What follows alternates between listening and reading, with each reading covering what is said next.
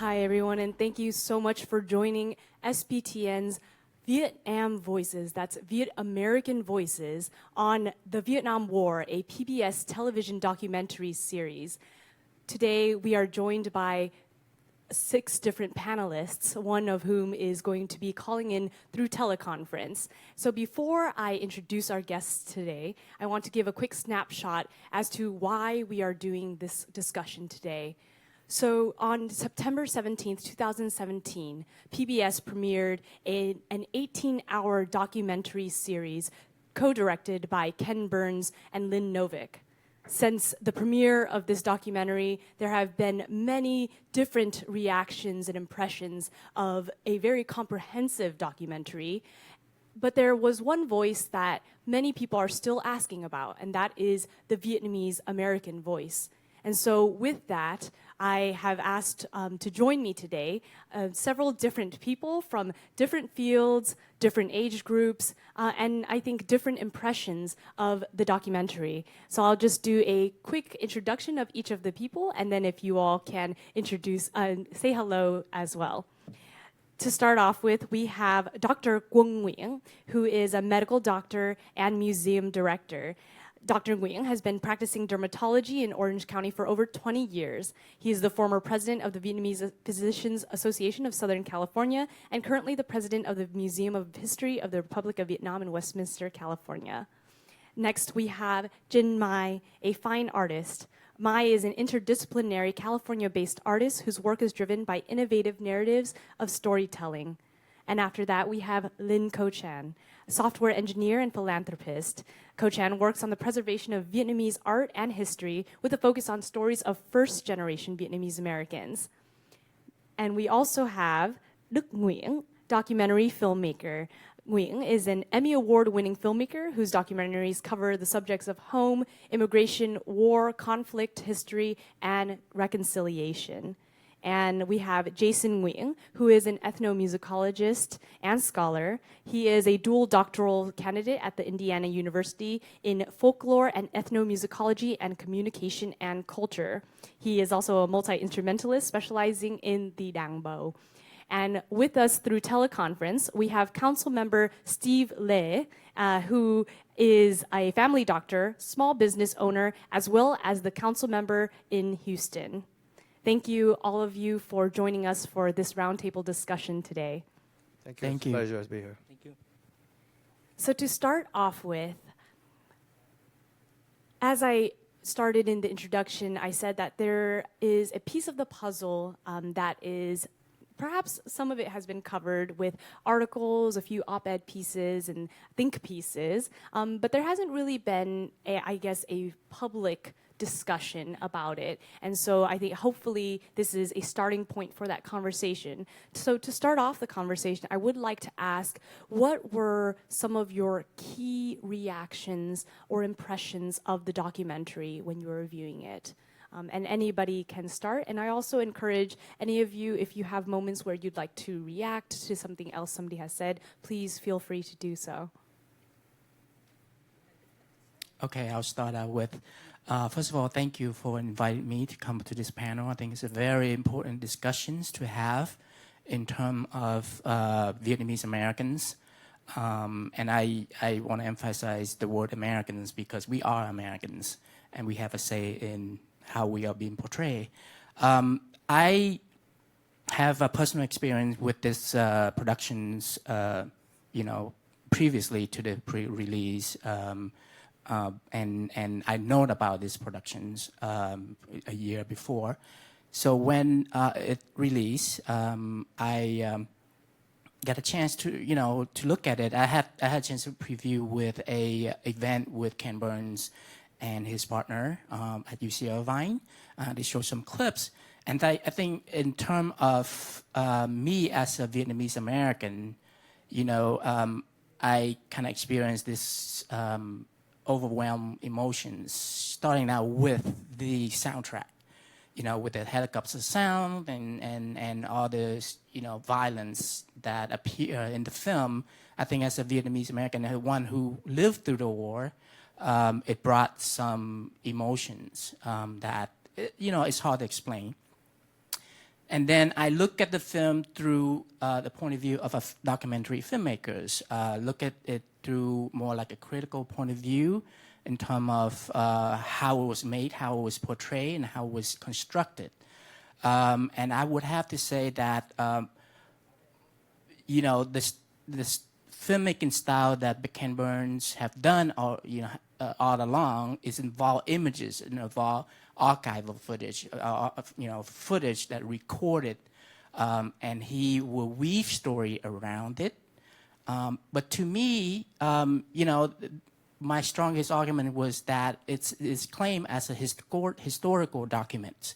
And I would argue that it's not historical because in the word history, the key word in his history is story. And to me, history should be a personal history. Vietnam War have so many different perspectives and angle and happenings, and there's so many different stories. So I feel like for someone who take recorded image and weave stories out of that is, first of all, unethical, and secondly, is not true in terms of portraying history. Thank you, Anh Đức. And so you were saying that as somebody who went through the war, I wanted to ask maybe for the next reaction from somebody who didn't necessarily go through the war. So if I can start off with Jason, for you as somebody who did not go through the war, what was your reaction and one of your key impressions of the documentary series? There's a lot that's really moving about the documentary, obviously. Seeing those sites, horrific sites, seeing both bravery and kind of the most depraved kind of human activity, sometimes back to back in the same, 2-3 minutes going back and forth. But the question that I would ask myself as I went through the episodes was, if I wanted to add another voice, what would it be? And of course, those are, for someone who hasn't lived it, is the voice of the people who I grew up with, my parents, the people around them, the Vietnamese communities that I've been a part of, those kinds of voices.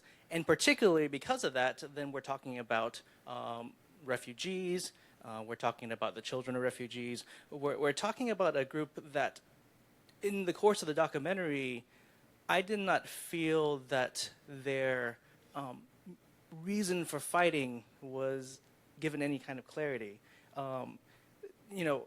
Why would Vietnamese people fight with other Vietnamese people over anything, unless it was something that they, that at least in the telling of it afterwards, or at the time even, something they really believed in.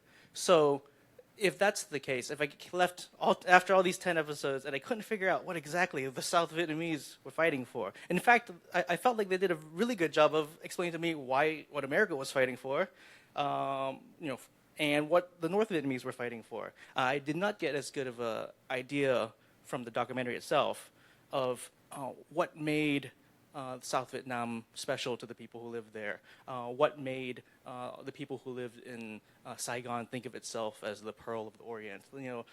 That moment in history when I listened to my mom or my dad talk about Saigon, for example, it's wartime, but there's also life. There's a cultural life going on at the same time, and we never get a picture of that. And even if we say that this is something that's about American soldiers and about the American experience of the war, those American soldiers were there in Saigon when they were off, either when they were coming back for R&R or whatever, and they would have seen CBC Band, they would have seen Mai Lệ Huyền, they would have been experiencing all these things in the cities and the villages of Vietnam, and we didn't see any of those experiences. So I felt that there was a kind of ambivalence to South Vietnamese history, culture, and narrative.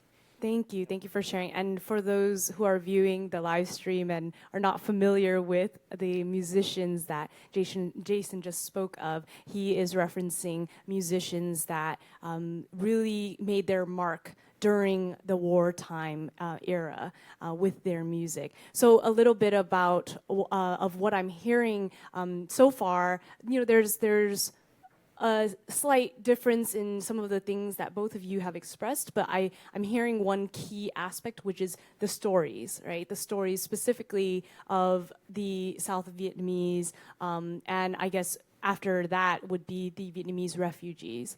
I'd like to hear from our other roundtable participants as well.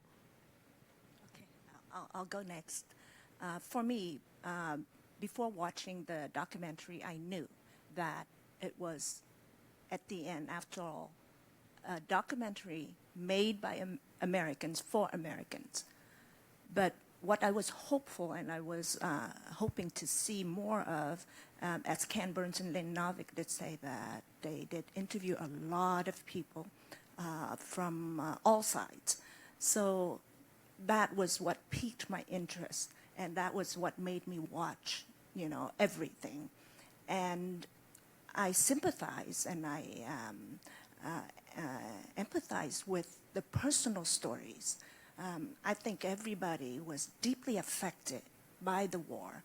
Whether we agree with each other or not, those are true stories told by real people that I got.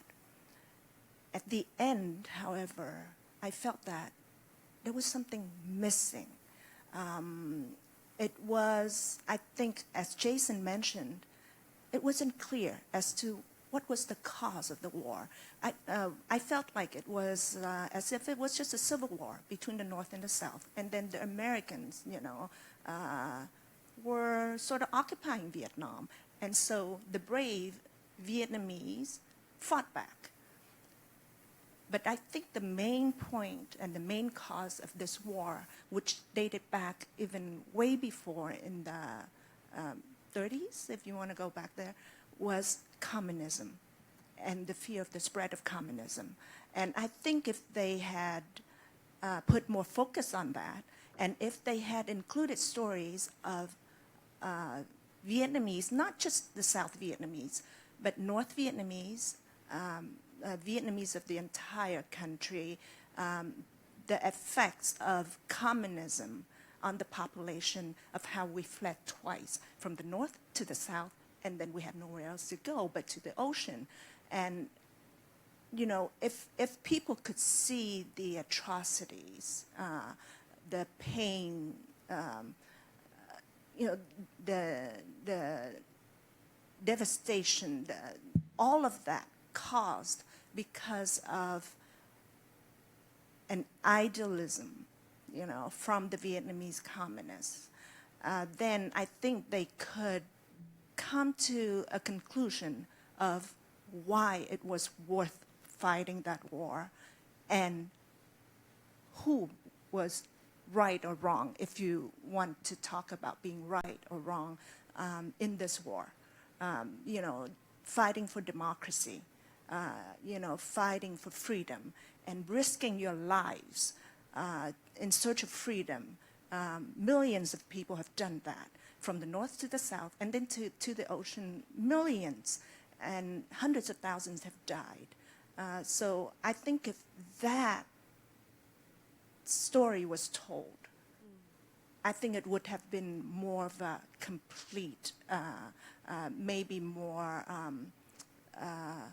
truthful, I guess, whole, if you will. Whole. Yes. Thank you, Lynn. And as I mentioned earlier, this is an 18-hour documentary, and directors Ken Burns and Lynn Novick did say that this was a product that was 10 years in the making.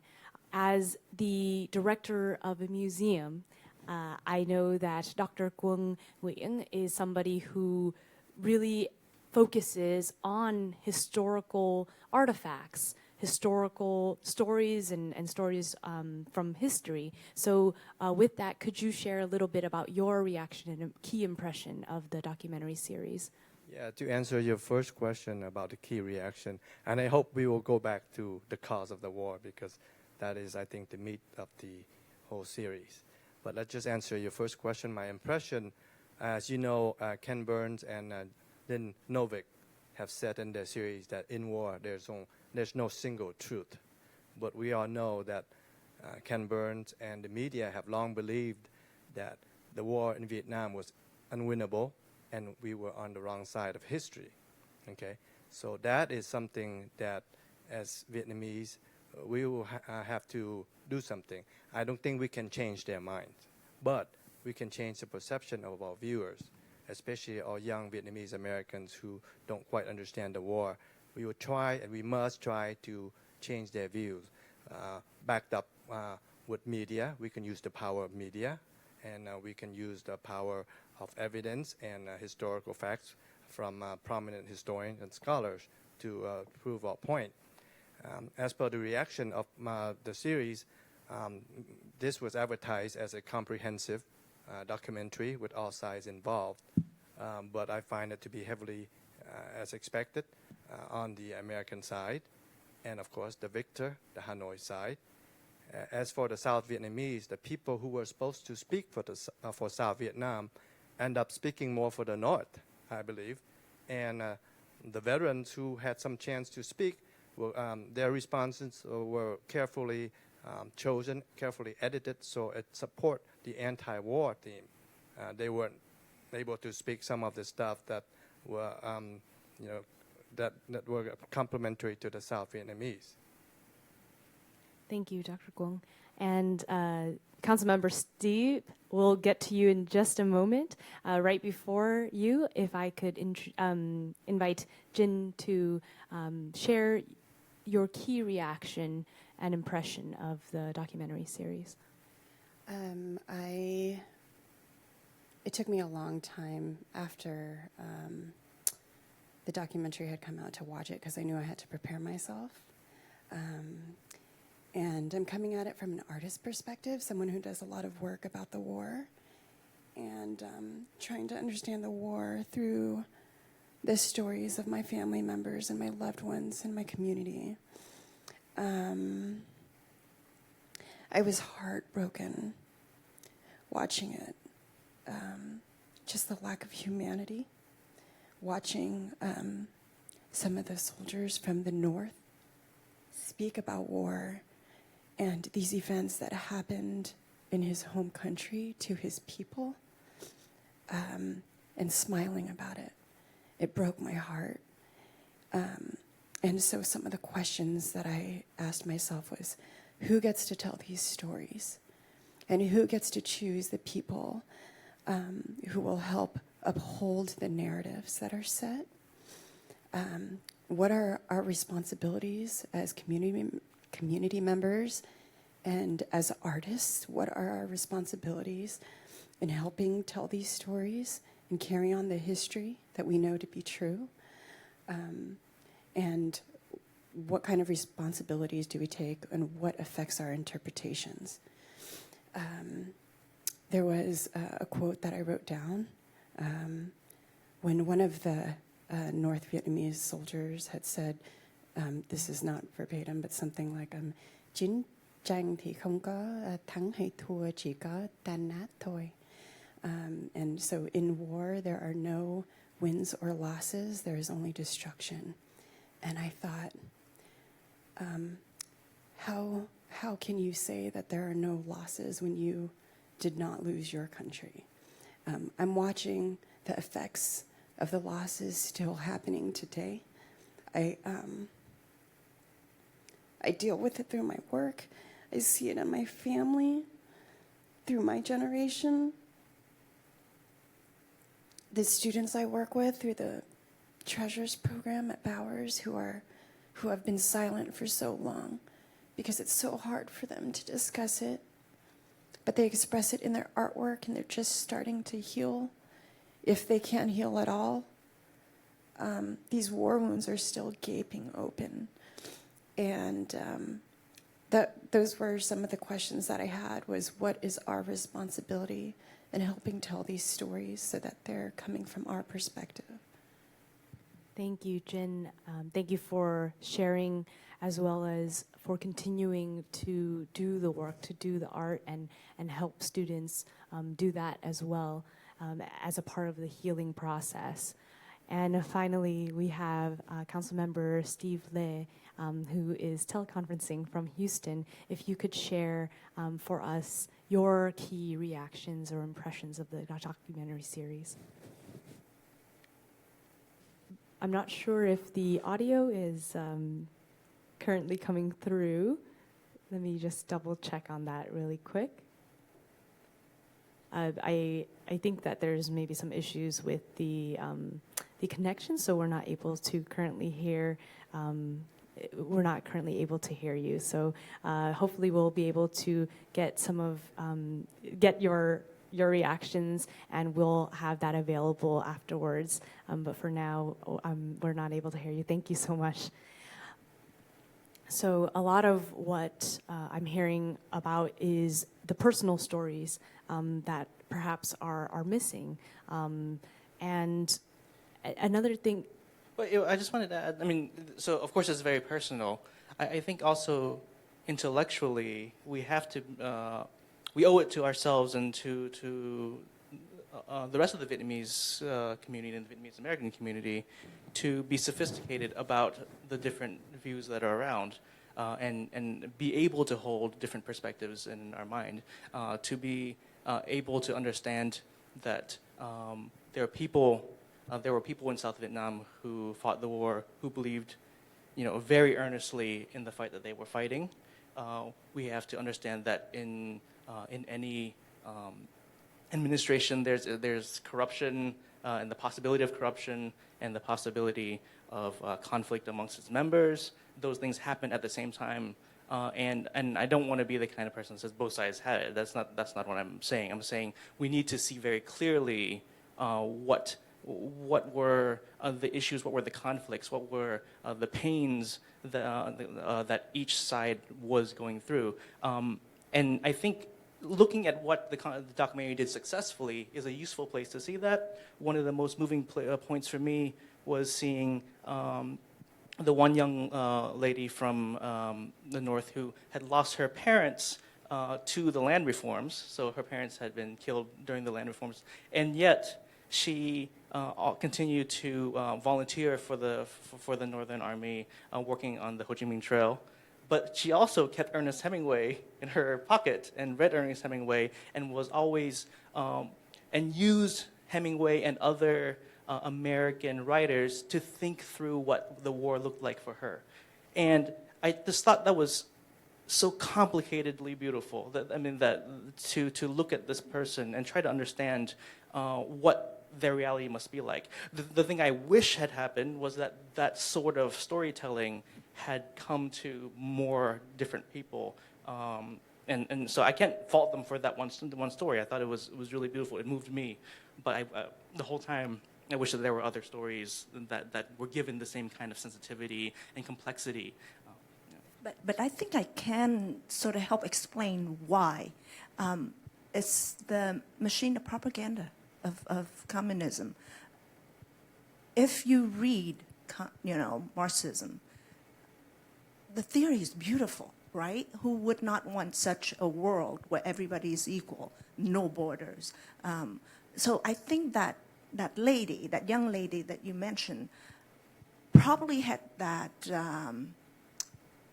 idealism where the communists were telling her, you're fighting for a great cause. You're fighting to reunite the country. You're fighting to liberate South Vietnam. You're fighting to give South Vietnam freedom.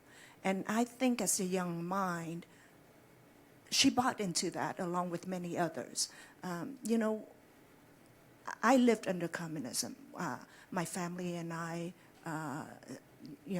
stayed back because of many different reasons. And so I experienced what it was like living first in freedom, then under communism with fear, right, and hopelessness, and then escaping by boat.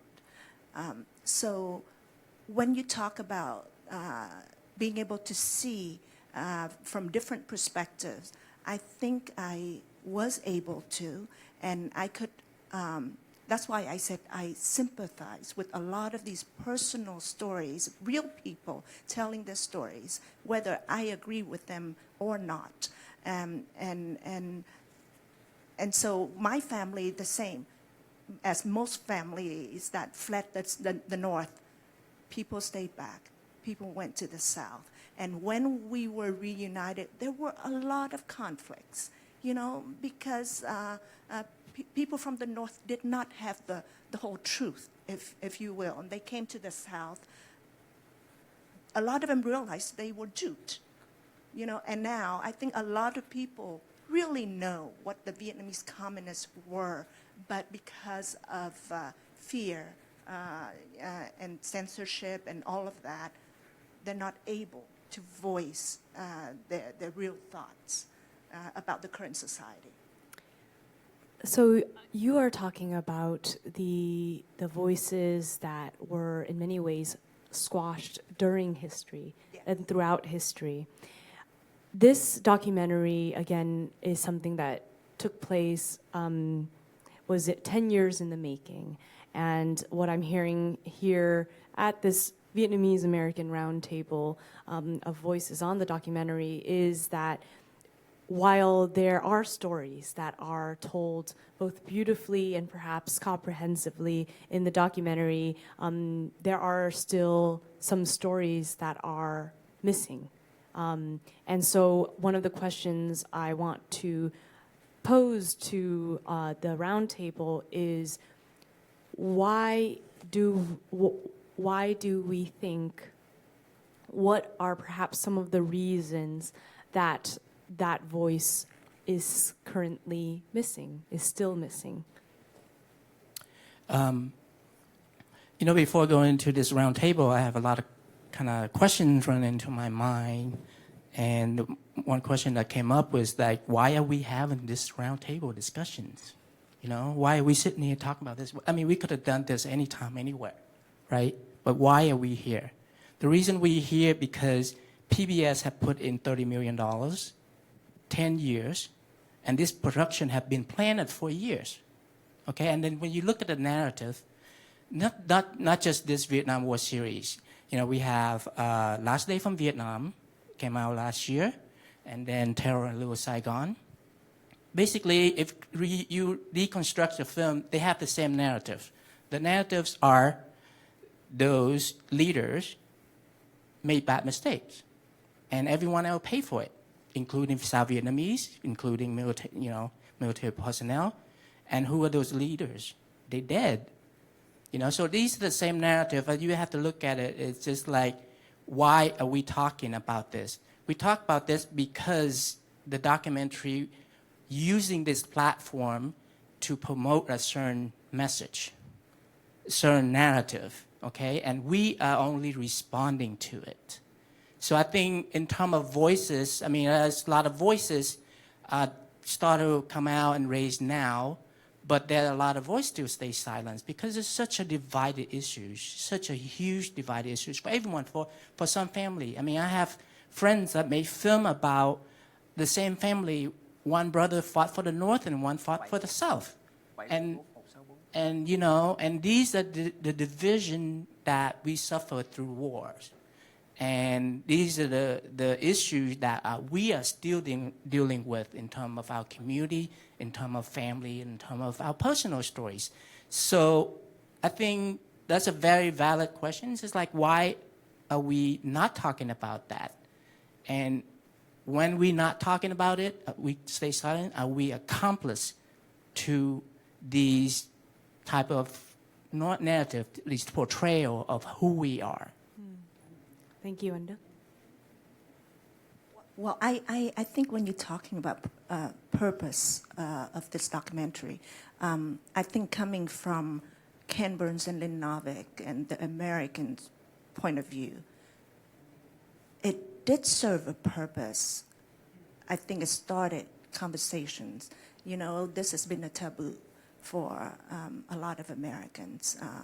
And so a few weeks ago, PBS South Cal did put together a Listen Life Stories event, and they invited many people, anti-war soldiers, nurses, Vietnamese refugee, South Vietnamese officer, which my dad was. So they shared their stories. And it was so touching. You know, my dad shared with me that after he gave his talk, he went backstage and everybody hugged him. You know, for them, I think it was like therapy, if you will, and it gave them an outlet to share something that maybe a lot of them were ashamed of, or in so much pain that they couldn't share with anybody. And afterwards, a lot of people came up to him, and also I talked to some of them. Just to give one example, an anti-war person said he still this day, he could not understand why we had the war. And so I told him, I understand, you know, wars are ugly, painful. And he stopped me and he said, no, I would have fought for World War II. So I was taken aback. I said, well, since you put it that way, let me share with you the Vietnam War. What the communists did to the people of Vietnam was similar to what Hitler did to Europe. He stopped, you know, because to him it was, the Vietnam War was like a civil war, just between the Vietnamese, so Americans should not have been involved. And so I said to him, well, was it because we're a third world country, a small country, that our lives are not valued as much? And he said to me, thank you for sharing. So I think it did serve a purpose where people can come together and talk about it, and we can use this opportunity to tell our stories and tell them why it was important to us and why we had to fight. I would like to add on to that. There are two main concepts in this series that I would argue against. The first one is the concept that the Vietnam War was a civil war. This is a concept that's believed by the Northerners and many anti-war Americans, because the North Vietnam has established the National Liberation Front, the NLF, as an insurgent front in the South to mislead the world that this was a civil war and that Americans and the rest of the world should just stay out of it and let the Vietnamese take care of themselves. We Vietnamese and prominent people like President Thieu, General Calvin Vien, and President Richard Nixon believe otherwise. We believe that this was truly a war of aggression, and the South Vietnam had the right to defend ourselves.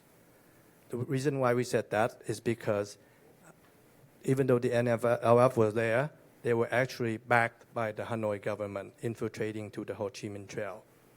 And by 1972 and 1975, it became a full-blown conventional war when you have hundreds of thousands North Vietnamese with tanks cross our border. Now, if you go back into the history, in Geneva, 1954, Vietnam was divided into two separate countries, each with its own government. And we have a clearly defined border, which is a 17 parallel. That is indisputable. So when the Northern Army crossed the border with its tank and just hundreds of thousands of soldiers attacked the South and violated the peace treaty, that is a war of aggression. Compare that to now. If you had North Korea attack South Korea now, it wouldn't be called civil war. It would be a war of aggression of one sovereign nation against another sovereign nation. And another point that was misled, and let me just talk briefly, is that they portrayed Ho Chi Minh as a nationalist before a communist. We know that Ho Chi Minh worked with the U.S. OSS during World War II just to get the Americans to support him and give him weapons. But by that time, he was already a full-blown communist. He was part of the International Communists. He founded the Indo-Chinese Communist Party in 1930. He was just doing all that to deceive the world. And if he was a true nationalist, then he would have united all the nationalist group, which he didn't. He eliminated them, like Vietnam Quốc dân Đảng, Đại Việt Quốc dân Đảng, and he even let the French to arrest our nationalist leader Phan Bội Châu. So he was doing this all for the communist purpose. Thank you, Bác sĩ Quang. And Jason, I think you wanted to respond to that. And we also have Councilmember Steve Lay on the line. I think the volume is working now, so we'll test that in just a moment. But before that, Jason, go ahead. So I do want to get a little bit of meta about what we've just kind of discussed, because it's so easy for the conversation to switch to a discussion of whose facts are the right ones, about whether or not this person was more a nationalist or more a socialist. I mean, to what extent? To what extent is that a knowable question? To what extent is that a place for historians to sort out for themselves? To what extent is that something that we need to figure out to know where we stand ourselves in our own stories, in that history? So when I think about those kind of ideas and those kind of facts, I have to step back and also understand that we re-narrate these stories for ourselves throughout our lives. So one of the things that was mentioned during the documentary, for example, were the Buddhist protests that happened multiple times during the war in the South. And they were complicated situations because you had people understandably feeling persecuted by their government. Now, just by saying that, I know someone might say, oh, I've listened to the propagandists. In fact, I know people who were part of the Buddhist protests who now understand that they were tricked by the propagandists, that they see that moment that way. So, and that's fine. Those are the narratives that people tell themselves. That's how they understand their histories and how they understand themselves. So I don't want to disrespect those perspectives. But at the same time, for those of us who weren't there, it's almost, to me, irresponsible to pick a side. In terms of there's some things that are reprehensible, period. But when it comes to individual little facts, like I definitely was not there, so I can't make those determinations. I am then forced to rely on the authority of a Ken Burns or the authority of a Dr. Kwon, and not to say that either of those people are unauthoritative. But to say that then those are decisions that people in the 1.5 and second generation have to make for themselves. They're complicated decisions to make, and they require a lot of research, a lot of energy. And honestly, there are not the resources left in the kind of out there for us to make those decisions in a really responsible way. The bulk of the money from a Ken Burns goes to an American perspective. The bulk of the money from Vietnam goes to the Vietnamese socialist government's perspective. Where are the money and resources, the financial resources and the human resources to tell the stories of a forgotten kind of South Vietnamese experience? It's not. I mean, there are definitely people doing that work, but in terms of orders of magnitude, it's always going to be a whole lot less than entire nations. Well, to add to that, if I may, you say it's irresponsible to take sides, right? I disagree, because I think you need to take sides. And you said. Not on everything. I want to make sure that Okay. there's some things that I need to take sides on, obviously. Right. So for example. So in this documentary, though, I think we have to take side, because if you know the truth on what though? Between communism and democracy, you have to take side. But the question, I think, historically would be at the time where people were actually taking sides themselves. Like because some of these are questions about families making decisions. Some of them were ideological at the time. Sometimes they were not ideological at the time. Right, but that doesn't sometimes make they were them economic. right. Yeah, and I think that in an 18-hour documentary, or say if there were a different documentary that were created that were many hours, I think the key to it is that there is space for the perspectives of different people, right? And so if there is somebody who is interviewed and speaking in that documentary who expresses and who chooses a side clearly and is able to present that narrative, then I think the role of the documentarian has been successful in representing those voices, right? So I do want to make sure that as we have this conversation, we stay focused on what we were starting off about, which is what stories were given a level of thoroughness, right? A level of due diligence that perhaps certain other voices did not have.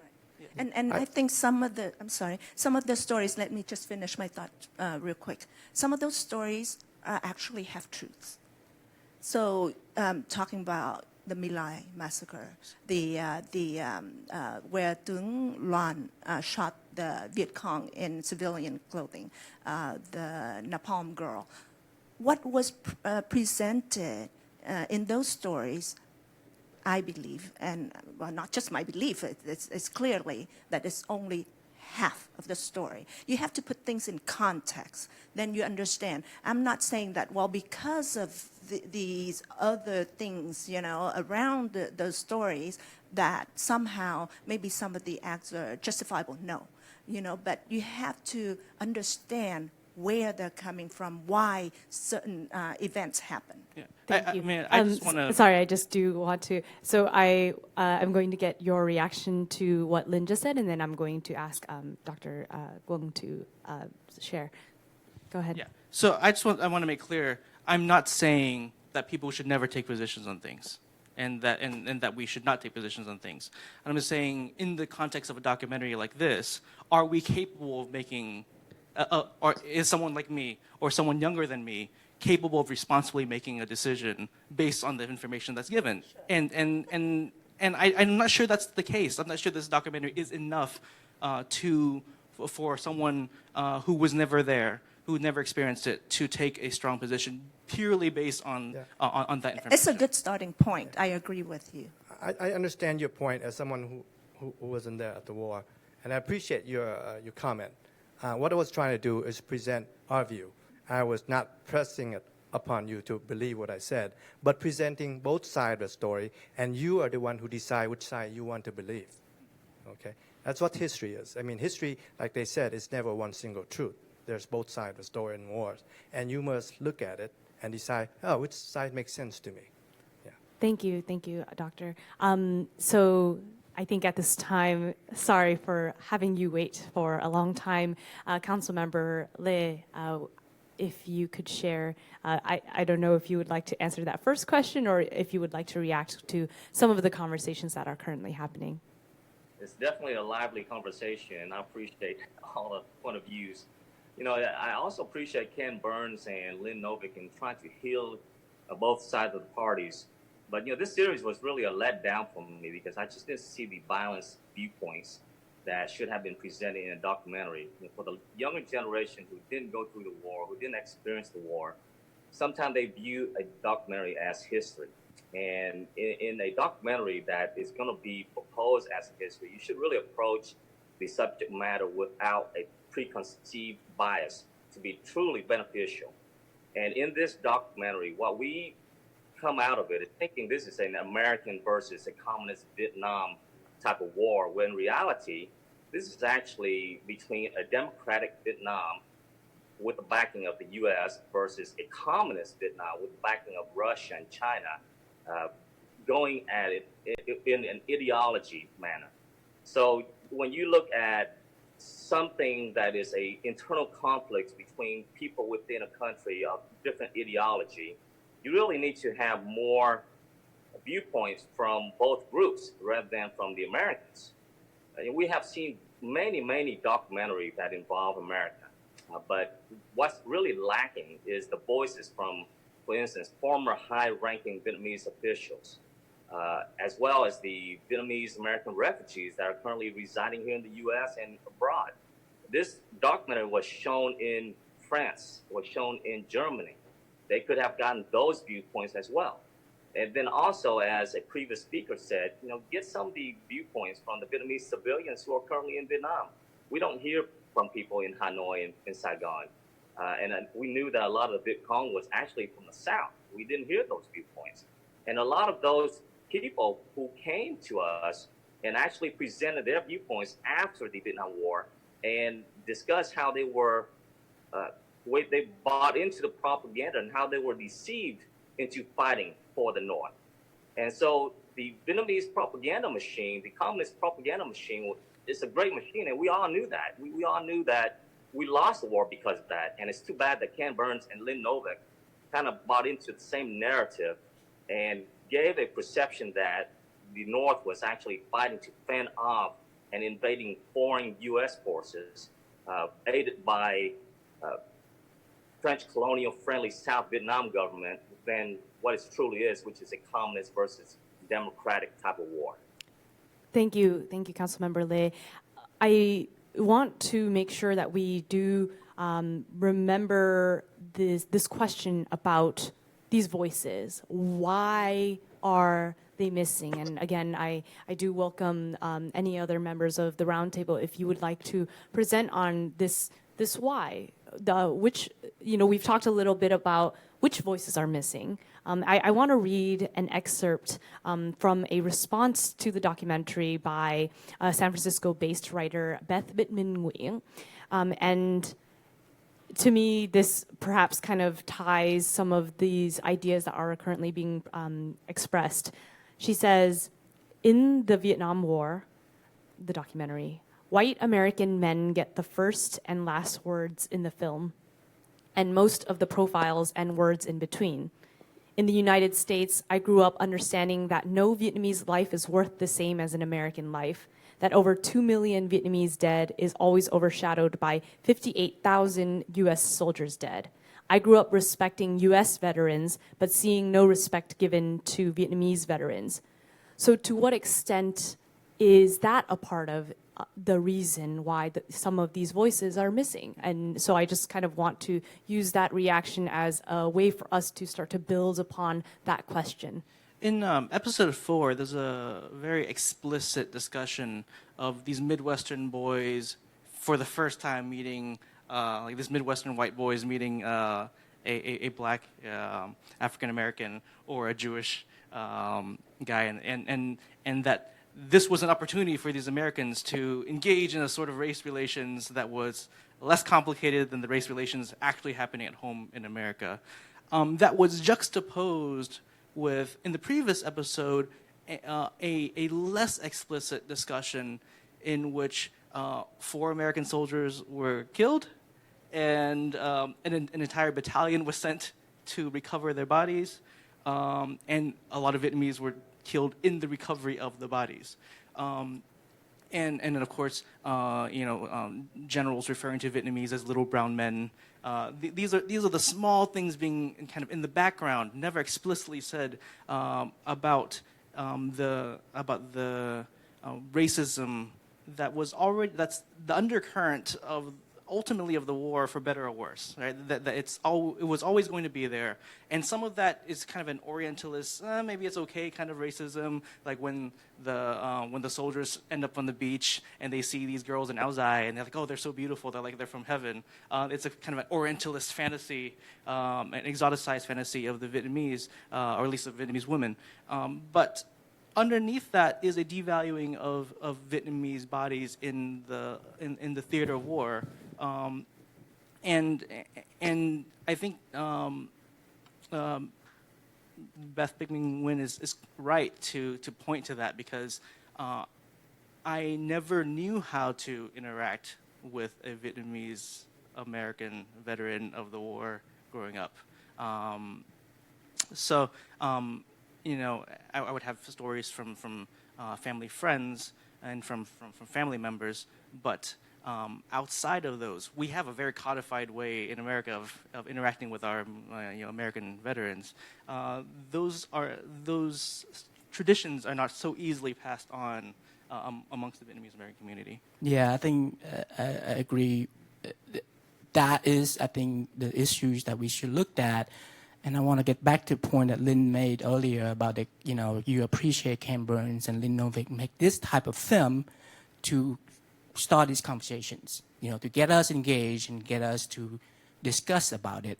But my question is, why are we waiting for someone like Ken Burns and Lynn Novick to make a film, to have a discussion? Because we can have a discussion anytime. We know more than they do about Vietnam, right? That's our stories. So are we going to wait for another year, another 6 months, another film come out, and then we got together and discuss about it? Or are we focusing on exploring our own story? Because, we have resources. We have stories been there. Viet stories. You're on board of Viet stories. These people been working for years. I've been spending 15 years of my life telling Vietnamese people stories. And it's not an easy topic to talk about, But so are we willing to invest in that type of initiative to get our story out there, to balance the conversations, to have a better perspective? Because in their promo, they say, with perspective come understanding. So we have to take the ownership on our own. We haven't provided the information to get this more understanding. So I think that's the key question that we have to ask ourselves. And my question to that is the Vietnamese community interested enough to want the stories to be told? I've had a really hard time asking people to support that. I don't know what the reasons are. Like you said, maybe because they're too painful, that a lot of them don't want to revisit. But I think maybe the bigger for the reason for our generation, the 1.5 generation, is they think they're Americans. They've moved on. For them, what happened in the past is in the past. They don't need to concern themselves with that. They want to make sure that they have a bright future and they can provide a good future for their family. And so I think, which is unfortunate in a sense. And getting back to the question of why the Vietnamese-American voice is missing, I think, like I said at the beginning, this is an American documentary made for Americans. So to the Americans, the Vietnam War ended when they left Vietnam. For us, it did not end there. It did not end when the communists took South Vietnam. It did not end when they sent hundreds of thousands of officers and government officials to re-education camps. It did not end when we escaped by boat. It did not end when we became refugees. And it did not end when we're here in America. But who can help us tell us stories? We're the, if you will, quote unquote, losers in this war. So that's why I think it's utmost important for us somehow to rally the Vietnamese community. We have a huge population, and yet all these years we've been unable to get people to support the preservation of our stories. Thank you, Lynn. And I would like to invite yes, Steve, to share his perspective, and then right after that, if Jin can speak a little bit about what you are doing in your perspective of that process as well. Go ahead, Steve. Yeah, I agree with the previous speaker on getting more of the Vietnamese voice. And, sometimes we have to be our own advocate. That's why you see more Vietnamese running for elected offices. For instance, in Houston, for the past 8 years, we have more Vietnamese getting involved in mainstream politics because we want our voices to be heard. She's right in that this is an American documentary, but the reality is we are Americans. We're just as American as anybody else. And it's a shame that we were not included, our voices were not included into this. And even Burns and Novick readily admitted themselves that they could not tell every story. And while I agree with that they cannot include everybody, but I still feel that the viewpoint should have been balanced and not skewed, and that they should have heard the Vietnamese-American stories rather than present too much of the white American stories or of the Vietnamese officers in Vietnam stories and not including some of the refugee stories, because our stories is just as in-depth and as strong as theirs. Thank you, thank you. I wanted to add on to what Beth had said and also Lynn's follow-up on that. The documentary was opened up with Leslie Gelb, a Pentagon official, and he said, everyone understood that in and of itself, Vietnam didn't mean very much. But they believed, I believed, if we lost it, then the rest of Asia would tumble to communism. And this is an example of one person speaking for the mass. And it broke my heart to hear that Vietnam didn't mean very much. Like, was this a plot of land? No, this is a country of people. And so going back to telling our stories, it's so difficult for the older generation to do that. I've worked with these students, and it took years for them to start opening up about the war, and they couldn't even tell it. But through painting, they were able to paint themselves in these scenes.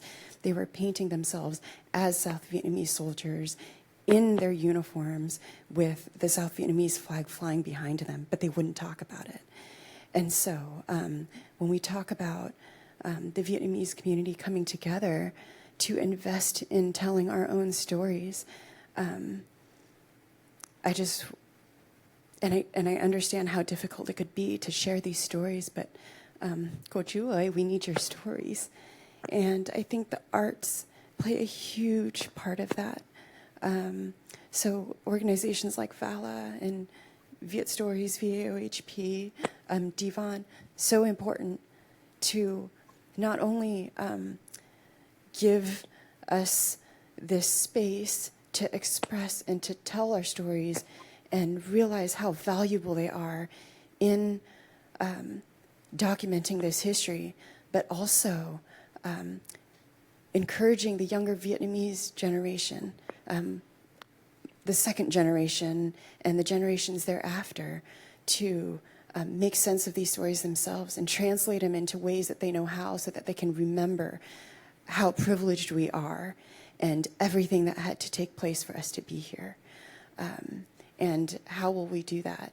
And I just feel like there's so many resources, and we just need to put that money towards this investment for our own storytelling and to include our perspective.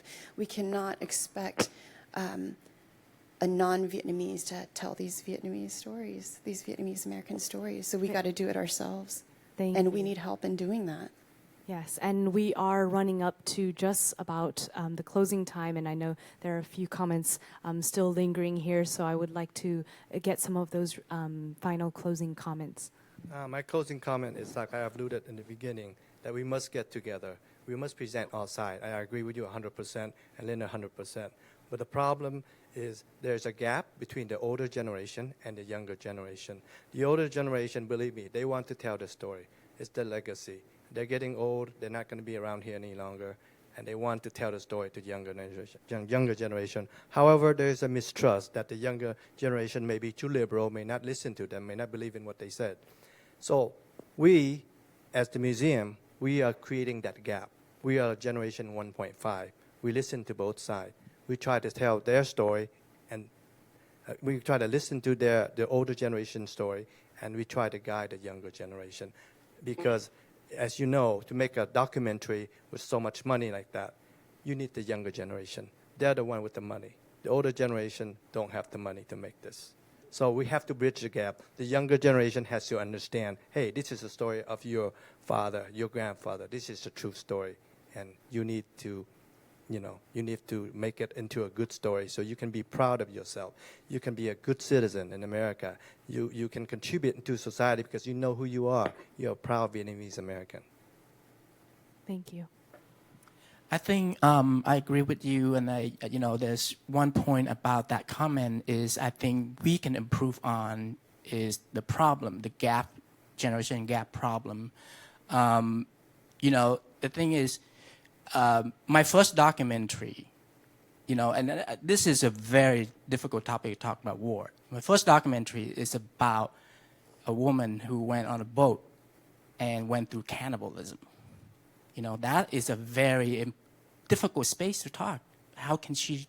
But I think once you create that environment, you know, and that's what we need to build. We need to build an environment so the older generation can comfortably share their story, and we need the interest from the younger generation to seek out that story. I mean, I think it takes both sides, but I think, you know, it's very important. It's very important to do it because, like I say, is that the story is going away. But the key thing about this is, and we can debate so much about politics and everything else, facts, wrong, right, whatever.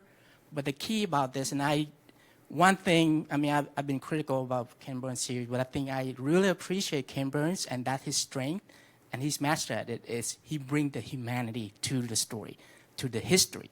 And I think that is the key, right? I mean, like your story that you share, which is this woman who have a, you know, a book, Hemingway's book in there. I have a friend that worked for the BBC, and her mom fought for the North. Her mom died and fought for the North. And now she's worked for the BBC. When she shared with me that story, you know, I look at it, she's just a person like I am. It just happened that her family was from the North and my family from the South. So that's something that we can take away from war story or whatnot and learn about humanities and how we go through life dealing with each other. I think that's the lesson that we need to learn. Yeah. Late last year, I get to briefly meet the writer and novelist Nhaka. And one of her great books is, I think in English, Morning Veil for Hui. And in it, you know, she writes very movingly about what, you know, the battle was like and how destructive it was in Hui. And I remember reading those chapters and trembling, thinking about it. And talking to her and her husband later on about their own experiences, because they were also journalists during the war, and journalists during the war were kind of roughed up, even in the South. I mean, and so I was like, well, how do you reconcile that? Like, you know, so the Southern government wasn't very happy with you as a journalist, and clearly the North was destroying your homes. So how do you reconcile those sort of stories? And they had their own way of understanding it. For them, in part, it's that no matter how much they were roughed up in the South, the destruction that was brought on them was way beyond that, and that ultimately they felt like it was still a better system.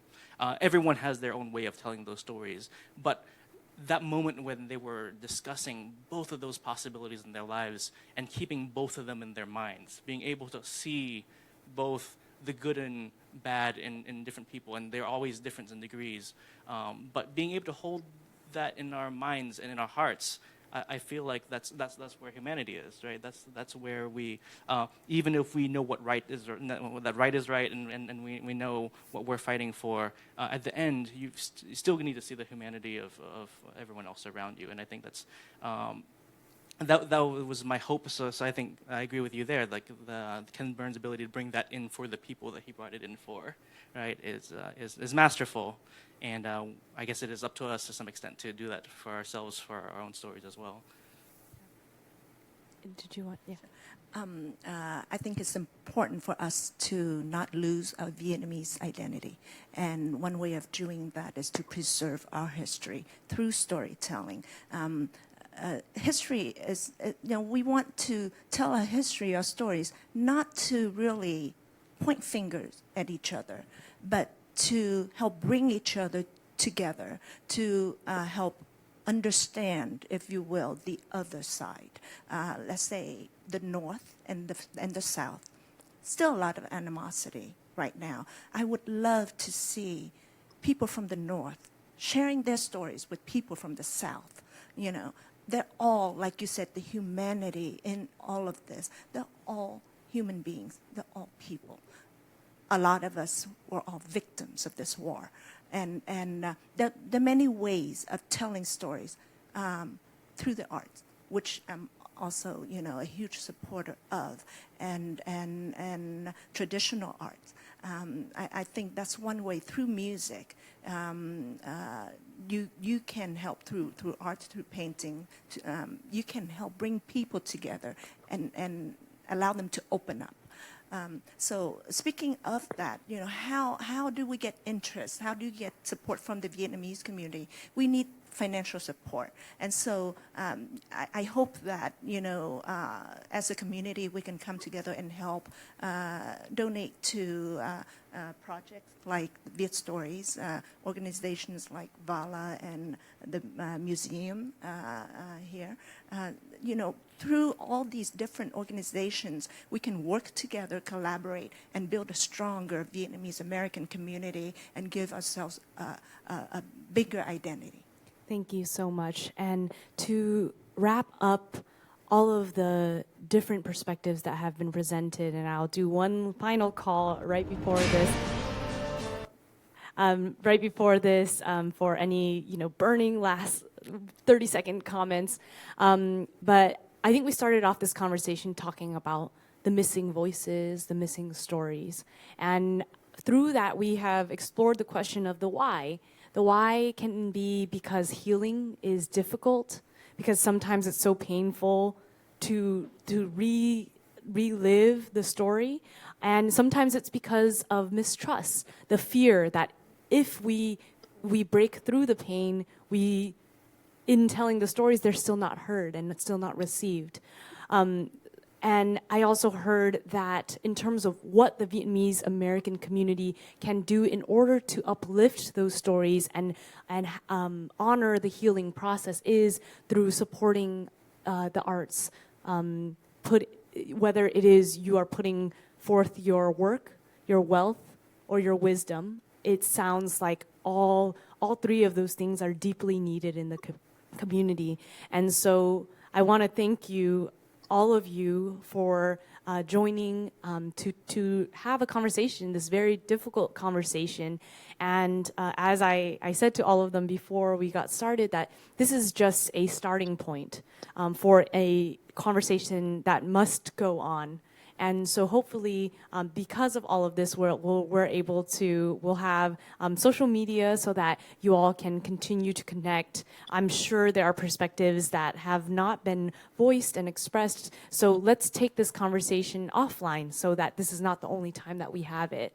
But once again, thank you to Dr. Quang, to Jin, to Lynn, to Duc, and to Jason for joining us, and Council Member Steve teleconferencing with us, for being a part of this conversation that we hope will catalyze the uniting of all of these different stories and perspectives.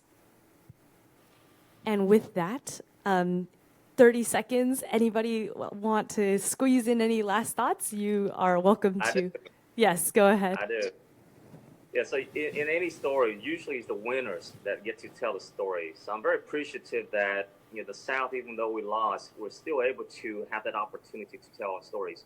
And after 42 years of being away from our motherland, we have prospered and we have become a united community abroad. And we've all developed our friendship and kinship with each other. So I'm hoping that one day we will become our own advocate and tell our own voice through our own means. Thank you. Thank you. Thank you for joining us for SBTN Presents Vietnam Voices on the Vietnam War PBS documentary series, a roundtable discussion.